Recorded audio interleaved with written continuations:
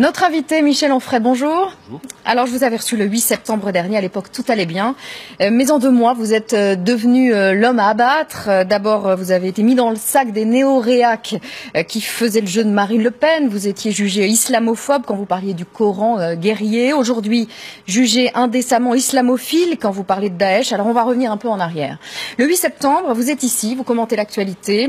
François Hollande parle de bombarder la Syrie. Voici un extrait de votre réponse. Nous devrions, nous, la France, cesser de bombarder les populations musulmanes sur la totalité de la planète en prétendant qu'elles nous menacent de terrorisme alors qu'elles ne nous menaçaient pas de terrorisme quand on a commencé à les bombarder et que c'est parce que nous les avons bombardés, sous prétexte qu'il y avait du terrorisme alors qu'il n'y en avait pas. Est-ce que vous imaginez qu'un Irakien voulait poser des bombes dans le métro parisien dans les années 90 ? Saddam Hussein finançait même les campagnes d'un président de la République, donc ça se passait bien, l'Irak et la France. Et ce week-end, on a appris que cet extrait servait de propagande à Daesh. Quand vous l'avez appris, quelle a été votre réaction ? D'abord, je n'y ai pas cru. Je me suis dit, bon, quelqu'un aura probablement bricolé quelque chose. J'ai un peu l'habitude avec le net. Et puis quand j'ai vu que c'était effectivement avéré, je me suis dit, bah voilà, on a la technique habituelle des journalistes. Daesh a aussi ses journalistes. On prélève un de mes propos, on le sort du contexte absolument, et puis on me fait dire ce que j'ai dit, mais ce que je n'ai pas dit dans le contexte, quoi. Selon David Thompson, qui est journaliste à RFI et spécialiste des mouvements djihadistes, vous êtes en train de devenir, je le cite, l'une des coqueluches de l'État islamique, traduit en arabe. Vous êtes partagé sur tous les comptes pro-État islamique parce que vous reprenez mot pour mot le discours de l'État islamique. Oui. J'ai jamais été traduit en arabe. J'ai écrit un livre qui s'appelle Le traité de la théologie. Je dis très précisément ce que je pense des 3 religions, dont l'islam.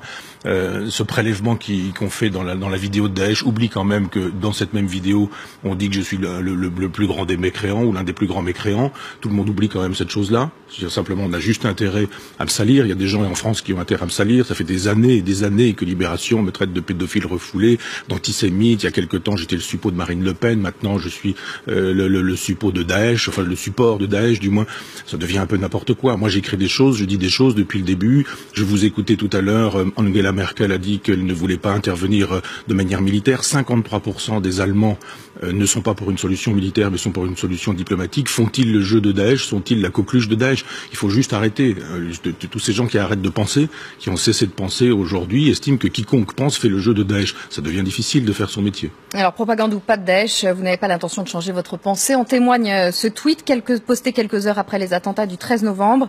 Droite et gauche qui ont internationalement semé la guerre contre l'islam politique, récoltent nationalement la guerre de l'islam politique. Autrement dit, la France récolte ce qu'elle a semé? Écoutez, je suis tombé sur un site et j'ai cité ce site sur mon compte Twitter. Vous savez combien de morts musulmans ont fait les guerres que nous faisons prétendument au nom des droits de l'homme depuis 1990? 4 millions. 4 millions de morts. On voudrait que l'Occident puisse supprimer 4 millions de musulmans et on estime qu'il ne devrait pas répondre.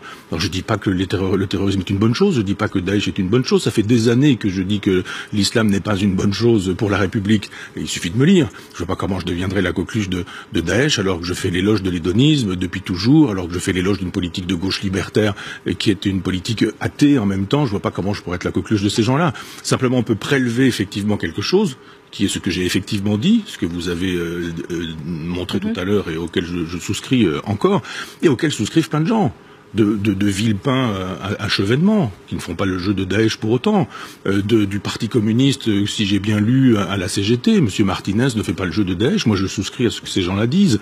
Simplement pourquoi, quand c'est moi qui dis ces choses-là, d'un seul coup, on veut encore me salir, et M. Geoffrin, qui a quand même des problèmes de psychiatrique à mon endroit, mais qui se sert de cette chose-là, comme depuis 5 années, là, la dernière fois c'était le jeu de Marine Le Pen, mais comment pourrais-je être islamophobe faisant le jeu de Marine Le Pen, et aujourd'hui, compagnon de route de Daesh? Il faudrait que je sois sacrément taré. Choisir à un moment donné. Il y a un moment donné, il va falloir qu'il choisisse. Alors j'ai déjà, je vous dis, été un pédophile refoulé, un antisémite, quelqu'un qui faisait le jeu de l'extrême droite. Ça fait beaucoup pour un seul homme. Vous dites que la France doit cesser sa politique islamophobe. Si la politique de la France était islamophobe, elle s'attaquerait à d'autres pays où il y a un peuple musulman, l'Arabie Saoudite, le Qatar, par exemple? Oui, mais ils n'ont pas les mêmes moyens pour nous répondre. Hein. Je veux dire, on ne bombarde pas les pays qui ont les moyens de nous bombarder. On ne bombarde pas les pays qui ont la bombe atomique. Il y a plein d'endroits où on n'intervient pas et où pourtant les droits de l'homme sont bafoués. Simplement, on n'a pas intérêt à aller bombarder, par exemple, la Corée, où les droits de l'homme sont superbement bafoués. On bombarde pas la Chine non plus, où les droits de l'homme n'existent pas beaucoup. Simplement parce qu'on sait que la Chine a la bombe atomique et que ça ne se passerait pas comme ça. Donc il y a une stratégie, moi je trouve sidérant que cette fausse gauche prétende que je suis passé à droite, voire à l'extrême droite, quand depuis 1983, toujours M. Geoffrin, Vive la crise, Libération, etc., ils ont renié tout ce qui fait la gauche. Où elle est, la gauche libertaire et pacifiste, des Jacques Prévert, des Boris Vian, des Albert Camus, tout le monde entonne le clairon aujourd'hui, il faut acheter des drapeaux. Il y a 15 jours, vous achetiez un drapeau, vous chantiez la Marseillaise, vous étiez un fasciste. Aujourd'hui, si vous ne chantez pas la Marseillaise et si vous n'avez pas de drapeau, vous êtes un fasciste. Il y a un moment donné où on se dit, il va quand même falloir recommencer à penser. Aujourd'hui, après les attentats du 13 novembre, vous pensez toujours qu'ils ne font pas bombarder Daesh? Évidemment. J'estime que ça n'est pas en envoyant des bombardiers à partir de notre porte-avions qui jadis perdait son hélice qu'on va régler les problèmes dans les banlieues. Il y a deux fronts, c'est une guerre à deux fronts. Qu'on fasse un peu de géostratégie. Pourquoi Hitler a perdu la guerre? Parce qu'il y avait deux fronts, un à l'est, un à l'ouest. Il y a deux fronts. Il y a un front sur l'État islamique, les terres de l'État islamique, et encore, c'est pas seulement Syrie-Irak, ça va beaucoup plus loin. Et puis avec des avancées du côté de la Tunisie, on le voit bien. Et il y a ce front-là, et puis il y a un deuxième front qui est totalement invisible, c'est la fameuse guerre asymétrique du terrorisme, où vous avez apparemment 1000 morts, ou 1000 personnes, peut-être 2000, qui sont susceptibles en France, un peu partout, d'obéir au calife quand il leur dira « allez-y ». Qu'est-ce qu'on va faire quand on aura attaqué la Syrie pour annihiler ou anéantir ces gens qui, dans les banlieues, sont prêts à agir à l'ordre du calife? Alors justement, Gilles Kepel, qui était à votre place hier, nous disait le territoire de Daesh, c'est l'une des raisons des forces d'attraction de Daesh. Et lui faire perdre ce territoire, c'est lui faire perdre de son aura, et c'est donc affaiblir sa force d'attraction. Oui, vous savez, Gilles Kepel fait carrière en nous expliquant que l'islam est en train de s'effondrer. En l'an 2000, il nous disait que c'était le recul de l'islam, etc. Donc, je suis pas un grand lecteur de ce qu'il nous raconte depuis ce genre de choses. Moi, je vois d'autres qui nous expliquent. C'est parce qu'il explique, là, dans son dernier livre. Oui, c'est parce qu'il explique, mais je lis ses livres depuis longtemps et je vois ses thèses et je vois le réel. Et le réel lui donne tort. Donc, il va falloir quand même qu'on puisse penser les choses autrement. Je pense que Daesh n'est pas qu'un territoire. Daesh, c'est une religion, c'est une communauté déterritorialisée. C'est une idéologie, une religion. Mais bien sûr, mais c'est pareil, mais une religion c'est une idéologie. Ça n'est qu'une idéologie. Moi j'ai rien contre l'islam tant que l'islam est une affaire entre soi et soi, une affaire de croyants, de pratiques, de vie, etc. Le problème c'est quand l'islam devient politique, c'est-à-dire quand on nous dit maintenant vous allez vivre aussi comme moi. Et à partir de ce moment-là, cette religion devient une politique, d'autant que c'est une théocratie et que nous sommes une démocratie. Regardez, moi qui suis prétendument passé à droite, c'est aujourd'hui François Hollande qui prend des idées à la droite, voire des idées à l'extrême droite, et la gauche qui, comme un seul homme, souscrit à ce tournant à droite, comme elle a souscrit au tournant libéral en 83, comme en 90, elle a souscrit au tournant de l'OTAN en emboîtant le pas Mitterrand, qui trouvait que ce que disait George Bush, c'était une bonne chose. Bush, à l'époque, il a dit que c'était une croisade. Nous sommes dans cette logique de croisade depuis 25 ans. Ben voilà, je dis simplement qu'on ne peut pas vouloir la guerre contre des gens et ne pas accepter que cette guerre elle se fasse aussi en retour. Je dis il faut arrêter cette guerre, ces guerres. Et si vous ne bombardez pas Daesh face à sa volonté d'expansion qui lui est intrinsèque, on fait rien? Non, j'ai surtout pas dit qu'on faisait rien, mais évidemment c'est plus facile de dire que je suis un ami de Daesh plutôt que de dire ce que les gens sont en train de faire tout de suite. Je veux dire, il y a 15 jours, Poutine c'était le diable, Assad c'était une ordure, il fallait pas parler à ces gens-là. Aujourd'hui, changement de pied complètement de la stratégie diplomatique française. Ces gens qui étaient nos ennemis avec lesquels il ne fallait pas parler, ce sont devenus nos amis. On a des relations quand il s'agit de vendre des équipes de foot, quand il s'agit de vendre des immeubles dans les beaux quartiers de Paris. On a des relations avec le Qatar, avec les Émirats arabes. On a des relations avec la Turquie. On sait très bien que ces pays-là ont des relations eux-mêmes avec le califat. Je crois à la diplomatie, je crois à l'intelligence. Je fais mon métier de philosophe, je crois à la raison, à l'intelligence. Vous pensez qu'on peut négocier avec Daesh? Mais si on ne négocie pas avec nos ennemis, avec qui on négocie? Alors on va me dire, ah oui mais Hitler, je n'entends que ça, c'est pas Hitler, faut arrêter avec Hitler. Hitler il a perdu la guerre, on a l'impression qu'il l'a gagné, il est dans toutes les conversations, et ça interdit de penser, en nous disant le calife Ibrahim c'est Adolf Hitler. Oui bon d'accord, on peut penser ce genre de choses, mais c'est pas comme ça que ça fonctionne. Ce message que commente abondamment la presse qui a envie de me mettre la tête sous l'eau, c'est quand même un message qui dit, regardez ce que dit Onfray, s'il y a des bombardements, c'est parce qu'il y a s'il y a du terrorisme, pardon, c'est parce qu'il y a des bombardements. Moi je serais chef d'État, je dirais tiens, eux-mêmes disent qu'il y a une relation entre les bombardements et le terrorisme, ça veut dire que si on augmente le bombardement, on augmente le terrorisme. Donc vous pensez qu'il n'y aura plus d'attentats en France si on ne fait plus la guerre contre Daesh? Non, je dis pas ça. Je dis simplement que je suis sûr qu'il y aura encore des attentats tant qu'on continuera à bombarder. Je dis que tant qu'on n'a pas essayé la carte de la paix, la carte de la guerre me semble prématurée. Négocier, faire la paix avec Daesh, ça vous semble possible? Je pense qu'on pourrait très bien imaginer que on change de politique étrangère. On vient de le faire et tout le monde trouve ça très bien. Changer de politique étrangère en disant ça fait 25 ans que ces guerres que nous faisons et qui ont causé 4 millions de morts, je le rappelle, 4 millions de morts, ces guerres-là, il faut les arrêter. Il faut les arrêter, parce que nous les faisons, non pas pour les droits de l'homme, ça c'est le cache-sexe, mais pour les intérêts stratégiques, les intérêts de sous-sol, les intérêts de pétrole, les intérêts d'uranium. On n'est pas par hasard dans ces endroits-là. Prenez une carte géologique et vous comprendrez la géostratégie et la politique. Je dis simplement qu'on a des chancelleries qui se sont beaucoup trompées, qu'on a des diplomates qui n'ont pas fait grand-chose pour aller dans ce sens-là. Moi, je trouve que le grand Chirac, il était dans le refus de cette guerre et que le discours de Villepin était quelque chose d'extrêmement important et il s'inscrivait dans la tradition des Lumières françaises. Là, on est dans la tradition de Déroulède, de l'extrême droite. On est dans la tradition de Maurice Barrès, on est dans la tradition de Déroulède. C'est la gauche qui défend ce discours-là. C'est la gauche qui, il y a 2 mois, disait que j'étais passé à l'extrême droite. Ce sont ces gens qui, avec des coups de menton, s'en viennent nous expliquer que on va y aller, qu'on va leur en mettre, etc. Moi, je fais confiance à l'intelligence. Et si l'intelligence ne marche pas, alors je fais confiance à la guerre. Je ne suis pas un pacifiste qui dirait jamais la guerre. Je dis simplement, essayons toutes les cartes de la paix, de la diplomatie, de la négociation, parce que les gamins dans les banlieues qui sont prêts à tirer sur les gens qui sont sur les terrasses, ils écoutent le calife. Mais vous savez ce qu'on vous répond aussi, c'est quand vous dites « ils nous attaquent parce qu'on les bombarde », on vous répond aussi « ils nous attaquent parce que notre mode de vie, il le juge décadent, que l'égalité homme-femme, il le juge insupportable, qu'il y a les lois sur la burqa, les lois sur les signes religieux dans les écoles, et que c'est aussi ce qui fait de nous une cible ». Je le dis depuis des années, je suis l'un des rares à gauche à dire que les thèses de Samuel Huntington sur le choc des civilisations sont des thèses fondées. Pour avoir dit ça, j'étais aussi un type qui était passé à l'extrême droite. On le voit bien qu'il y a 2 civilisations. On le voit bien, la civilisation... Daesh, c'est une civilisation? L'islam de manière générale est une civilisation. L'islam dont se réclame Daesh est une civilisation. Cette idée dans laquelle on veut nous enfermer du genre nous sommes les civilisés, ils sont les barbares, c'est exactement la même chose que pendant la guerre 14-18. J'ai travaillé sur cette question. Le grand Bergson était tombé dans ce piège-là en nous disant les Boches, c'est des barbares. Ce sont des barbares, ils mangent les enfants tout crus. On disait ces choses-là à l'époque. Bergson soutenait ces choses-là. Et puis en face, on disait, nous, c'est la civilisation. Et bien là, on est en train de faire exactement la même chose. Tout le monde est tolérant, tout le monde est cosmopolite, il faut aimer tout le monde, et puis d'un seul coup on se dit mais cette civilisation, c'est pas notre civilisation. Moi je préfère la civilisation du football, j'aime pas le football, mais je préfère la civilisation des apéritifs en terrasse. Je préfère la civilisation des jeunes filles, des jeunes femmes libérées. Depuis que je dis ça, on dit que je suis islamophobe. Je dis simplement, on n'a pas combattu pour nos valeurs. Aujourd'hui, tout le monde découvre que, effectivement, il aurait fallu combattre pour nos valeurs. Vous pensez souhaitable le développement d'un mouvement pacifiste en France? Il existe en Allemagne. Je vous dis, 53% des gens sont contre. On va voir. Moi, je veux pas dire, j'ai eu raison trop tôt. Je dis simplement, prenons date. On va voir. On va voir comment la cote de Hollande va s'effondrer et comment d'un seul coup les gens vont découvrir que tant que le terrorisme va continuer alors que nous avons intensifié nos bombardements, finalement c'est probablement pas la solution. Et où s'arrête alors le pacifisme et où commence le collaborationnisme? Le collaborationnisme, c'est encore une invitation à ne pas penser. Parce que les gens ont l'impression aujourd'hui que parce qu'ils boivent un coup en terrasse, ils sont Jean Moulin et qu'ils sont résistants. Donc il faut arrêter Hitler, résistance, collaboration, etc. Je pense que la diplomatie n'est pas la collaboration. La diplomatie, c'est faire primer le cerveau sur les testicules.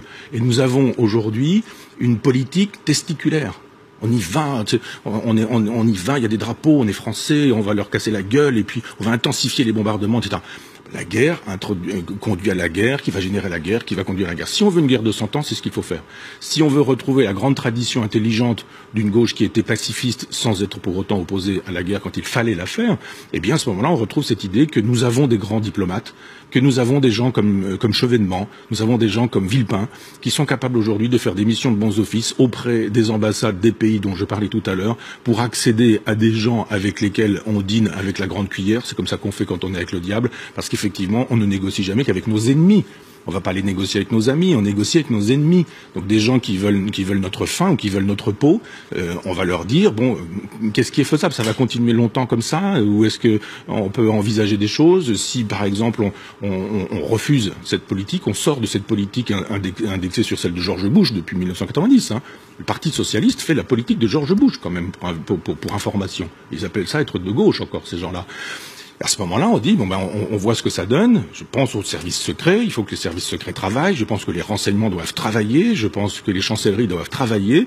Et puis que, finalement, la guerre, c'est pas forcément quelque chose que décide le président de la République tout seul. Le président de la République, qui soit dit en passant, est en campagne pour sa réélection. Donc on peut imaginer que les choses se passent autrement, pas forcément avec les partis, qui eux aussi sont pas forcément des grands démocrates, mais avec le peuple. On peut faire des référendums, justement, avec des vrais débats, ou des gens qui défendent des positions qui sont celles de l'Allemagne. Moi, je vais demander l'exil politique à l'Allemagne. 53% des Allemands pensent d'une certaine manière ce que je pense. Donc, je me ferai pas traiter de suppôt de Daesh là-bas, probablement. Alain Finkielkraut était notre invité il y a quelques jours. Il réagit à votre pacifisme. On l'écoute, on en parle après. Je pense que ce raisonnement est faux. Je pense qu'il est très dangereux. Je pense qu'il nous entraîne vers un pacifisme intégral.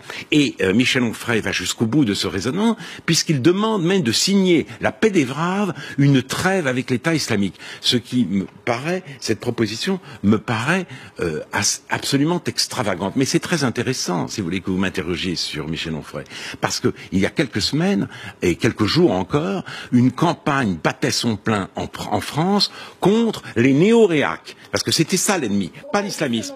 Et nous étions mis dans le même sac, Onfray et moi. Nous étions mis dans le même sac, Onfray et moi, le même sac, donc des néo-réacs. En septembre, on vous accusait, vous, l'homme de gauche, de faire le jeu du FN en raison de vos propos sur l'islam. Vous étiez islamophobe selon Libération. Marine Le Pen vous défendait. Est-ce que c'est parce que vous étiez mis dans ce sac des néo-réacs, ce qui est insupportable pour vous? Non. Non, que aujourd'hui vous tenez ces propos sur les musulmans et sur Daesh. Vous croyez que je prends mon avis dans Libération et que pour faire plaisir à Libération, je change d'avis en me disant tiens, je vais passer de l'islamophobie à l'islamophilie, ce serait pas mal que je joue la carte de... Ça vous a pas touché d'être traité de néo-réac? Pas chez ces gens-là, je veux dire, jadis, ils ont fait une demi-page contre moi en faisant silence depuis des années sur l'université populaire en disant que Jean-Luc Nancy, philosophe par ailleurs, disait que le succès de l'université populaire s'expliquait par le grand refoulé français, c'est-à-dire l'antisémitisme, et que j'étais porteur de cet antisémitisme. Donc vous savez, je me fais insulter dans Libération depuis 5 ans. Je pense que Alain Finkielkraut a l'air très content de pouvoir se désolidariser de moi en disant finalement j'ai plus rien à voir avec ce type-là. Je veux dire, Alain Finkielkraut fait partie de ces gens qui ont 4 millions de morts sur la conscience. C'est quelqu'un qui depuis 1990 fait partie de ceux qui nous disent bombardons. Allez-y, l'Irak on bombarde, l'Afghanistan on bombarde partout. Donc à un moment donné, il faut juste assumer. Pas dire moi je suis un gentil garçon, j'ai choisi l'axe du bien, Onfray choisit l'axe du mal, vous vous rendez compte, il propose des choses terribles, mais est-ce que ça n'est pas terrible? Depuis 25 ans, il faut relire ce que dit Alain Finkielkraut, de justifier toutes les guerres qui ont fait 4 millions de morts. C'est rien 4 millions de morts? C'est rien 4 millions de morts, ce sont 4 millions de morts musulmans, donc ça compte pour rien. C'est quand même ce genre de choses sur lesquelles il va falloir débattre. Il y a un moment donné où les propos des philosophes engagent. Et on peut pas dire pendant 25 ans un certain nombre de choses. Il faut aller détruire Saddam Hussein parce qu'il a des armes de destruction massive et il met en péril l'État d'Israël. Et enfin tous les discours qu'on nous a tenus à l'époque. Saddam Hussein, il finançait des campagnes présidentielles, comme je le disais. Bachar el-Assad, c'était le diable. Il y a quelque temps, il était sur les Champs-Élysées, ses troupes descendaient les Champs-Élysées avec les présidents de la République, Nicolas Sarkozy qui l'accueillait. Et à l'époque, la gauche n'a rien trouvé à redire à ça. Kadhafi a été reçu en France. Donc il y a un moment donné où quand tous ces gens-là nous disent on les reçoit, c'est très bien, puis après on les bombarde, c'est très bien, puis après ils nous bombardent, c'est pas bien, puis après Onfray fait le jeu de Daesh. Mais enfin ces gens-là font le jeu d'une politique américaine décidée par Bush avec des intérêts qui ne sont pas ceux des droits de l'homme, qui sont indexés sur l'OTAN depuis cette époque-là, et quand on leur dit, bon, ça a fait 4 millions de morts au bout du compte, votre politique, alors vous dites quoi? Là, ils disent rien, mais ils sont juste contents de pouvoir dire, Onfray, on s'en est débarrassé, on était accolés au nom de Onfray, c'était comme une espèce de peste, maintenant ça va, Finkielkraut va pouvoir être néo-réac tout seul. Aujourd'hui, la France semble avoir une position, une politique moins atlantiste, puisque François Hollande décide de rencontrer Vladimir Poutine. Ça vous réjouit qu'on soit un peu moins atlantiste? Vous l'avez vu avec Obama, et que je te dis du François, et que je te dis du Barack, et que on est copains, on s'aime, n'est-ce pas, etc. Enfin, on est allé faire quoi là-bas? Demander le compassionnel qu'on obtient depuis le 13 novembre. On est allé demander que Barack Obama allume des bougies, il a allumé des bougies, qu'il écrive un poème, il a écrit un poème. Et on reparle avec Poutine parce qu'Obama reparle avec Poutine, c'était lors du G20? Mais il n'y a pas de politique dans cette configuration-là, parce que je pense que c'était précédemment qu'il fallait effectivement composer avec Poutine. On ne compose, je le dis encore, qu'avec ses ennemis, qu'avec ses adversaires, pas avec ses amis. Est-ce que sur notre sol, les nombreux hommages que vous avez pu voir, qui sont rendus actuellement, l'émotion vous semble une réponse pertinente? Non, c'est pas une réponse pertinente, je la comprends. Je comprends l'émotion, je trouve simplement qu'il y a un moment donné où le problème c'est pas l'émotion, c'est l'exposition d'émotions. Moi je trouve que ça manque de décence, voilà, c'est tout. J'ai de l'émotion. Vous ne pouvez pas imaginer que je reste insensible au fait qu'on massacre 200 familles. Ce sont 200 familles détruites, ce sont 200 personnes, mais ce sont 200 familles qui sont détruites. La douleur de tous ces gens-là. Et on me dit, mais vous vous rendez compte, votre tweet, là, comment ça peut blesser les familles? Mais les familles, elles sont blessées parce qu'elles ont perdu un enfant, un garçon, une fille. Vous parlez du pitoyable près Fort Paris, dans une... Mais oui, ça veut dire quoi? Qu'on a comme réponse que prier? On a ça comme réponse, prier, c'est-à-dire quand on est président de la République, quand on est l'héritier théoriquement du général de Gaulle, on dit voilà, la solution pour nous c'est prier. En anglais d'ailleurs on le dit. J'estime que moi l'athée, on est tombé bien bas dans cette France prétendument des Lumières. C'est fini la France des Lumières, je pense. C'est fini. Puisque dans la patrie de Voltaire, on nous dit que la solution à ce terrible drame, c'est la prière. C'est-à-dire très exactement le discours des Américains. Il faut prier. In God we trust. Ben non, moi je suis athée, et l'athée que je suis dit arrêtez avec vos guerres de religion. Moi j'en ai assez, moi, du judéo-christianisme qui s'oppose à l'islam et à l'islamisme. J'en ai assez des dieux et de ces discours qui ont 20 siècles ou 25 siècles, parce que, ou un peu moins pour l'islam, et qui sont des discours qui nous pourrissent la vie. C'est un discours régressif. Je souhaiterais une politique libertaire et pas libérale, et une politique de gauche et pas de droite, s'extrémisant à droite avec la gauche qui la bénit. Allez, un peu de rêve pour finir. Votre livre, L'étoile polaire, est un conte illustré par Mylène Farmer, une histoire qui met en scène des baleines, des vikings, des pierres qui polarisent la lumière et qui permettent de ne pas perdre le nord. Un conte philosophique qui est fait pour les 7 à 77 ans. En gros, même s'il faut aller plus loin maintenant. Vous savez, je n'écris pas pour un public en me disant j'ai une cible et je vise. Très précisément, c'est une histoire un peu longue. Mais enfin, c'est un texte que j'ai écrit pour le fils d'un ami. Parce que j'avais écrit une version adulte, on dira, et que je ne savais pas s'il était en âge de lire cette version adulte, et je me suis dit, elle était c'était un long poème, et je me suis dit, je vais faire une version en prose, un peu prose poétique, et puis en même temps plutôt destinée à ce garçon qui a une dizaine d'années.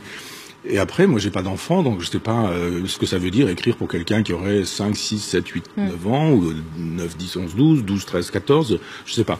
Donc je l'ai écrit en me disant, ce qui serait bien, c'est que tout le monde y trouve son compte, et que ce soit un compte à entrée multiple, et que les enfants puissent le comprendre, mais que les adultes puissent le saisir aussi à leur manière. C'est une belle affiche, Michel Onfray, Mylène Farmer. Qu'est-ce que vous avez en commun, tous les deux? Je pourrais dire des choses gentilles sur elle, mais si je dis des choses gentilles sur elle, des choses gentilles sur moi, je voudrais pas. Mais ce que je sais de Mylène Farmer, c'est que c'est un personnage authentique. C'est que c'est un personnage dont on dit beaucoup, qu'elle construit un mythe ou qu'elle entretient un mythe, et que c'est pas du tout vrai. C'est pas du tout vrai.